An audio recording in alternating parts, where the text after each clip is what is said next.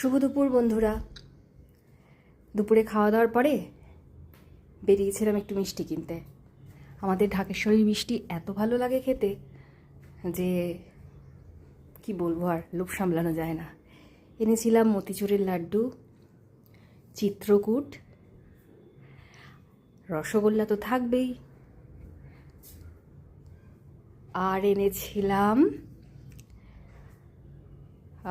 একটা নতুন টাইপের মিষ্টি, কলা পাতা দিয়ে, যেরকম আমরা মাছ রান্না করি, কলা পাতায় মাছ পাতুরি সেরকম। এখানে কড়াপাকের একটা মিষ্টি আছে, ওটাকে আমি স্যান্ডউইচ মিষ্টি বলি, বাট ওরা কি একটা যেন নাম বললো। আর ছিল হচ্ছে মধুমালঞ্চ। এই মিষ্টিটা, এই কলা পাতায় মিষ্টিটা আমি প্রথম আনলাম।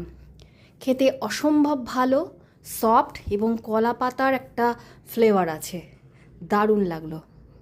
যারা কল্যাণীতে থাকো তারা একবার হলেও ট্রাই করো এটাকে, ভালো লাগবে। চলো, টাটা।